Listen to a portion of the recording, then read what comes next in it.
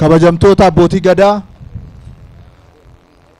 kabajamtoota hooggantoota federaalaa keessattuu Injiinar Sisaay, Injiinar Yetinaayit warra daandii federaalaa irraa dhuftan, kabajamtoota uummata Harargee Bahaa, kabajamtoota miseensota raayyaa ittisa biyyaa, poolisii Oromiyaa, baga guyyaa pirojektoota uummata Harargee Bahaatiif murteessaa ta'an itti jalqabsiisnu baga wajjin geenye, baga ittiin sin geenye jechuun barbaada. Uummanni Harargee ummata jaalalaa, ummata gootummaa beeku, ummata hammachuu beeku, ummata gurshuu beeku, ummata immoo diina fuuldura dhaabbatee qabsaa'uu beeku, ummata gootadha. Gootonni akka Bakar Waaree, Jaarraa Abbaa Gadaafaa, Elemoo Qilxuufaa biyyatti biqilan.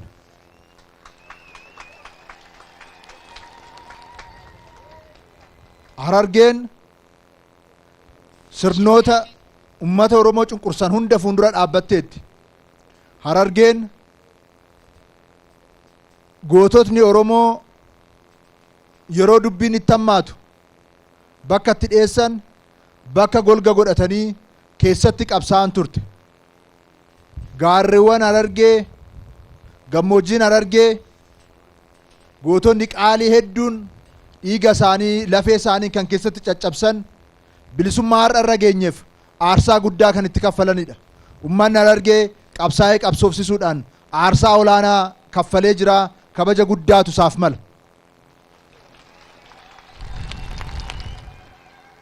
Qabsoon kun tokkoffaa bilisummaa argatanii hiree ofiitiin waan qaban hunda irratti murteeffatanii abbaa biyyummaa mirkaneeffachuudha. Kun aarsaa dhalootaaf dhaloonni hedduun wal harkaa fuudhee gaggeesseen milkooftee jirti. Oromoon abbaa biyyaa, abbaa hiree ta'ee jira.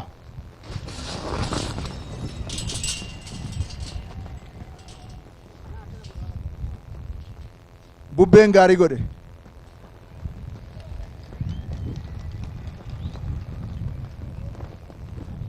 Hireen inni lammaffaan misoomuudhaaf, haqaan jiraachuudhaaf, walqixxummaadhaan, obbolummaadhaan sabaaf sablammii hundumtuu galma tokkoof akka jiraatuuf kana milkeessuudhaafidha kan qabsaa'ame. Mootummaan naannoo Oromiyaa fi mootummaan Federaalaa Dimokiraatawaa Rippaabilika Itoophiyaa galmoota gurguddoo uummanni keenya qabsaa'eef kana milkeessuudhaaf xiyyeeffannoo addaatiin hojjechaa jira. Isa keessaa inni tokkoof inni guddaan dhimma bu'uura daandiiti. Daandiin Oromiyaa keessatti misoomuu qabu, daandiin oomisha adda addaa baasee gabaa biyya keessaaf biyya alaatiif dhiyeessuu qabu akkaataa barbaadamuun hojjetamaan turre. Mootummaan jijjiiramaa erga lafa qabate asitti keessattuu murtee muummicha ministeeraa keenya Dr. Abiy Ahmediin hojii bal'aan Oromiyaa keessatti jalqabamee jira. Carraa kanaan maqaa kootiif, maqaa keessaniin, maqaa uummata Oromootiin kabajamoo muummicha ministeeraa Dr. Abiy galateeffachuun barbaada. Daandiiwwan amma Oromiyaa keessatti ijaaraman akka durii dhagaa bu'uuraa kaawwamanii dhagaa sobaa miti. Dhagaa bu'uuraa waadaa miti. Amma iddoo hundatti kaabaa kibbatti baadiyyaatti Oromiyaa keessatti daandiin hundumtuu hojii jalqabsiisuus kan jalqabaa jiru. Hojii jalqabsiisuu kun iddoo hundatti pirojektiin xumuramee, qorannoon xumuramee, bajan isaa qabamee, kontiraaktarri fudhatee gaafa hojii jalqabudha kan hojiitti galu. Ammas godina kana keessatti iddoo baay'eetti qorannoon gaggeeffamaa jira. Waadaa sobaa isinitti himuun barbaannu. Xumurreetu, caalbaasisaa fidheetu ijaarsa isaa jalqabsiisna. Kanaaf kan asii addeellee giraawwaa qofa oduu hin taane, amma Gola Odaatti achi qofa oduu hin taane, asii gadee Sumaaleetti kallattii hundaanuu Harargee lixaatti kallattii adda addaatiin oomisha keenya baasuudhaaf, uummata keenya wal qunnamsiisuudhaaf, qaroomina jabeessuudhaaf bal'inaan kan hojjetamu ta'uusaa carraa kanaan isiniif mirkaneessuun barbaada. Abbaan taayitaa daandiiwwan Itoophiyaa ammoo hooggantoonni isaanii, hooggantoonni asitti argamanis, Injiinar Habtaamuu faanis kaka'umsa olaanaadhaan deeggarsa guddaa nuuf gochaa jiraniif, hojii bal'aa hojjechaa jiraniif maqaa kootiif maqaa mootummaa naannoo Oromiyaatiin guddaa galatoomaa ulfaadha jechuun hin barbaada. Daandiin kun yeroo hojjetamu asitti abbootii gadaa argamtaniif, uummata argamtaniif, hooggansa argamtaniif dhaamsi kallattiin ani kaa'uu barbaadu sababa daangaa kabachiisuutiin iddoo tokkotti hojiin akka sa'aatii tokkoof hin dhaabbanne. Kanaafuu asii Addeellee irraa hanga Giraawwatti ammumaan har'uma kaatanii daangaa kabachiisuu, waan daandii kana jala jiru kaasuu, daandichi dafee atattamaan waggaa 3 jedhamee asitti akka xumuramuu danda'u daandii atattamaan daangaa akka kabachiistan, qabeenya fuuldura jiru akka kaastan asumaan sin kadhachuun barbaada.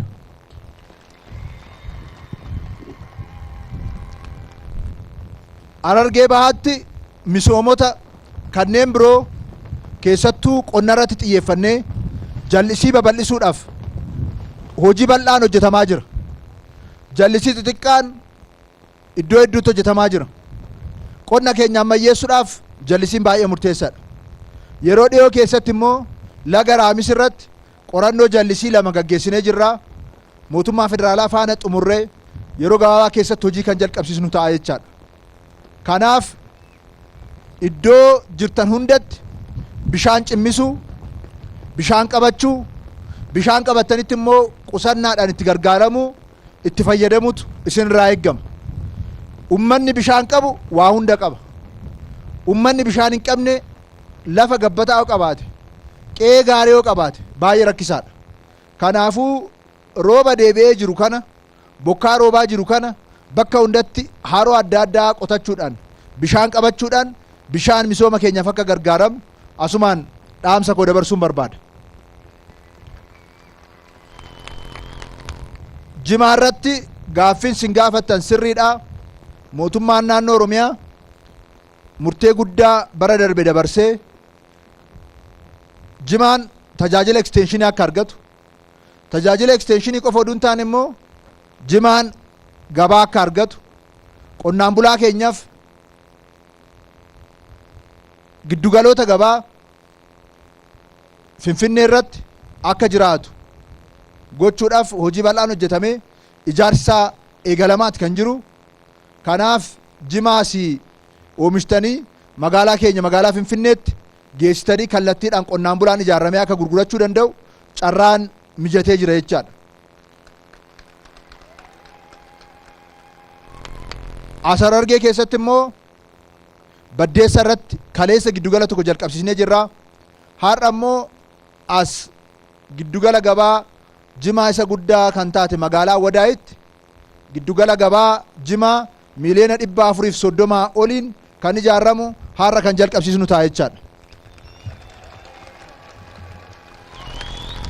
Itti aansinee Direedawaa irratti hojjechuudhaaf irratti hojjechaati kan jirru. Kanaafuu Jimaa irratti giddugala gabaa misoomsuudhaaf hojii bal'aan hojjetamaa jira. Inni qofti gahaa miti. Oomishtoonni Jimaa waldaadhaan ijaaramtanii caalmatti oomisha Jimaa humna qabaattanii gabaa keessatti galtanii dorgomtanii akka hojjettan asumaan waamicha koo dhiyeessuun barbaada. Kanaan dura Jimaa namni galgala hin qamaa, guyyaa guyyaa immoo in abaaraa isun dhaabbatee jira jechaadha. Giddugala gabaa immoo yeroo bannu akka qama'uun jabaatuuf miti. Qama'uu xiqqeessitanii oomisha jiru gabaatti akka dhiyeessitaniif. Kanaaf ciqilfachuun baay'isinaa jechuun barbaada asumaan.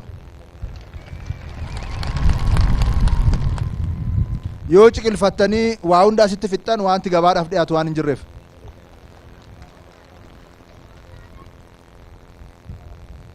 Harargee irratti wanti guddaan tokko jijjiiramuu qabu jiraate qusannaadha. Uummanni Harargee humna baay'ee qaba, carraa baay'ee qaba. Bishaan finnee jennaan kuduraa fi muduraa irratti Jimaa irratti hojii hojjennee jennaan gabaa giddu galeessaatiif dhiyeessuu danda'a, gabaa biyyoota ollaatiif dhiyeessuu danda'a. Isa kanarratti mootummaan cimsee hojjechaa jira. Isin biratti garuu aadaan tokko aadaa guddaan jijjiiramuu qabu qusannaa irratti. mallaqa keessan qusachuu, baankii faana hojjechuu, investimentii itti galuu. Mallaqa xiqqoo yoo qusattan mootummaan magaalota irratti lafa bilisaaniin dhiyeessaa investimentiidhaaf, qonnaan bulaadhaaf. Lafa qofa oduu hin taane immoo liqii mijeessee akka isin baankii faana hojjechuu dandeessan gochuu dandeenya. Warshaan amma isin gaafattan kun abbaa qabeenyaa qofaan akka hojjetamu hin barbaannu nuyi. Abbaa qabeenyaa hin finnaa, garuu abbaa qabeenyaa qofti furmaata miti. Isin abbaa industirii, abbaa warshaa akka taatan barbaada mootummaan naannoo Oromiyaa. Kanaafuu qusattanii oomisha oomishtanii gabaa argattan irraa yeruma tokko harcaastanii fixuu oduu hin taane sirritti jabeessitanii qusattanii jiruu keessan akka jijjiirtan asumaan waamicha koo isiniif dhiyeessuun barbaada.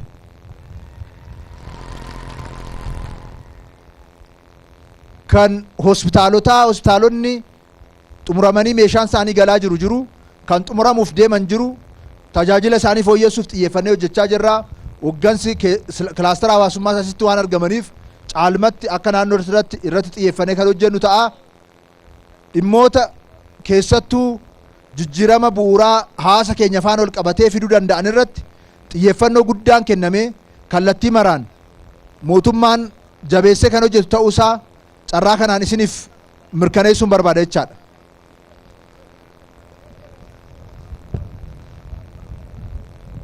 Barnoota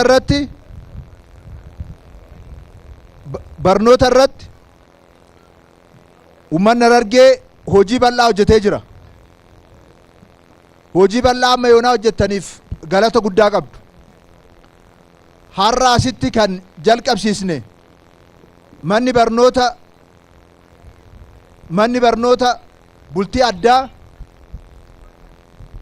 mana barnoota jijjiirama bu'uuraa hedduu fiduu danda'u, dhaloota hedduu keessatti qopheessuu dandeenyu, dhaloota as Oromiyaa irrattis, dhaloota sadarkaa Afrikaatti, dhaloota sadarkaa addunyaatti dorgomuu danda'u, dhaloota Oromiyaa fi Itoophiyaa ijaaruu danda'u uumuudhaaf xiyyeeffannoo addaatiin mootummaan naannoo Oromiyaa hojjechaa jira. Keessattuu hoggansi seektara barnootaa Dr. Tolaa dabalatee naannoo irraa hoggansi jiru, hoggansi barnootaa sadarkaadhaan jiru, barsiisonni naannoo keenya keessa jiran hundumtuu, maatiin barnootaa hundumtuu hojii ajaa'ibsiisaa hojjechaa jirtaniif maqaa kootiif maqaa mootummaa naannoo Oromiyaatiin guddaa galatoomaa ulfaadha isiniin jechuun barbaada.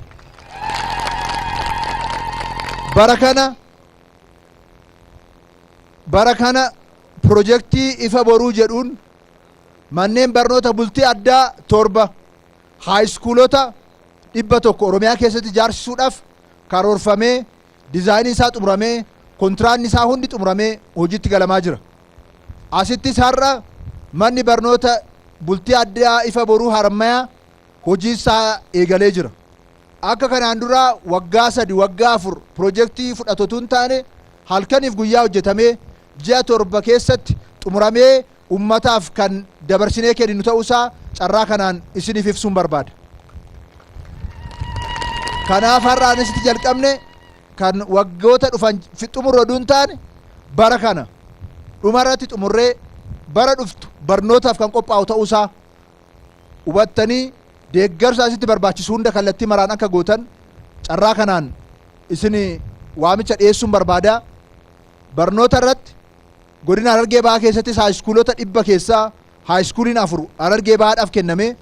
Aanolee adda addaa keessatti haayiskuulonni istaandaardii isaa eeggatan dabalataan yeroo gabaabaa keessatti hojiitti kan galamu ta'a. Keessattuu hawaasni keenya jiruu isaa fooyyessuu cinaatti xiyyeeffatee hojjechuu kan qabu barnoota irratti. Ijoollee isaa mana barnootatti erguu qaba. Ijoollee isaa akka qo'atan gochuu danda'utu irra jiraata. Ijoollee isaa dorgomaa akka ta'an gochuutu irra jiraata. Kana gochuudhaan egeree keenya ijaaruu, kana gochuudhaan ummanni keenya kara fuulduraatti dorgomaa ta'ee bakka amma jiru kanarraa caalmatti injifannoo olaanaadhaan fuulduratti akka deemuu danda'u akka jabeessitanii hojjetan waamicha koo isinii dhiyeessuun barbaada. Xumura irratti badhaadhinni mallaqa walitti qabachuudhaaf, badhaadhinni ummata burjaajessuudhaaf miti kan isinitti dhufu. Badhaadhinni daandii addeellee giraawaa qabatee dhufa. badhaadhinni mana bultii addaa barnoota qabatee dhufa. Badhaadhinni hospitaalaan qe'ee keessan dhufa. Badhaadhinni jiruu keessan fooyyessuudhaan gabaa jimaa qopheessuudhaan ummata keenya boo'icha keessaa baasee qananitti ceessuudhaaf jireenya fooyyaatti ceessuudhaaf badhaadhinni dhufa.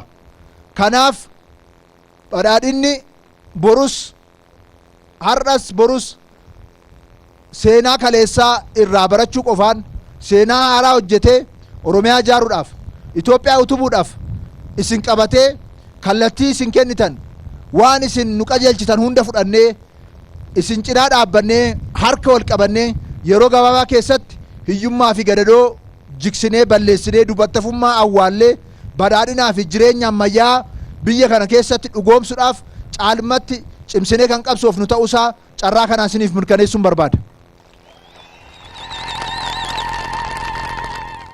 Rakkoolee adda addaa jiran hawaasni keenya rakkoo adda addaa bal'aa qaba.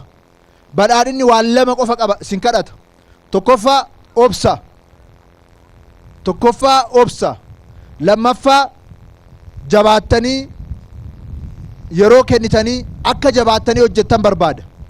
Obsa qabaattanii jennaan jabaattanii hojjettanii jennaan yeroo gabaabaa keessatti badhaadhina qe'ee keenya keessatti mirkaneessinee badhaadhina maatii qonnaan bulaa horsiise bulaa keenyaa lafa qabsiisnee jiruuf jireenya ummata keenyaa yeroo dhiyoo keessatti akka jijjiirru kunis akka ta'u mootummaan naannoo Oromiyaa mootummaan federaalaa karoora waggaa 10 qopheessee kallattii badhaadhinatti mirkaneessu hunda qiyyaasee qophii hunda xumurree hojiitti galaa kan jiru ta'uusaa carraa kanaan isiniif mirkaneessaa. Isinis nu cinaa dhaabbattanii akkuma kanaan dura deeggartanii qabsoodhaan injifannoo kanaa isin geessan injifannoo caalmatiif wal gargaarree akka waliin hojjennu asumaan dhaamsa koo isiniif dabarsuun barbaada. Bokkaan rooberaa haroon Harammayaas deebi'ee jira. Caalmatti garuu ammas du'aayii gochuu qabdu. Awwaannisni nutti dhufe kun baduutu irra jiraata. Tokkoffaa qe'ee keessan keessatti akka hin qubanne gochuudhaan maasii keessan keessa akka hin qubanne gochuudhaan ofirraa ittisu. Ogeessota itti biifan immoo gargaaru. Helikoophtaraa fi diroonotas immoo har'arraa jalqabanii hin galu. Har'a helikoophtarri isin dhufaa, dirooniin isin dhufaa. Isaanis irratti facaasna. Kana goonee hundaa ol immoo rabbiin kadhannee waan balleessine yoo jiraate rabbiin akka dhiifama nuuf godhu kadhannee awwaannisa kana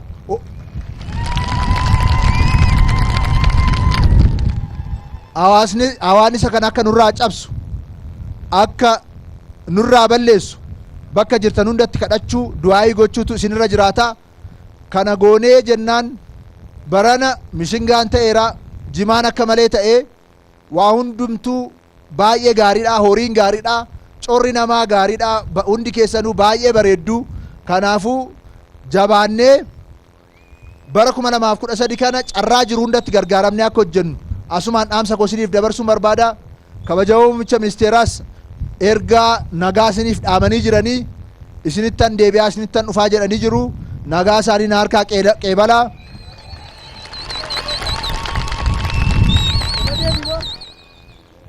Karoorota kaayyoowwan qaban hundayyuu in milkeessinaa. Dhugaa qabannee jirraa. Dhugaa kanaaf immoo Waaqayyo nu gargaaraa. Guddaa galatoomaa ulfaadha.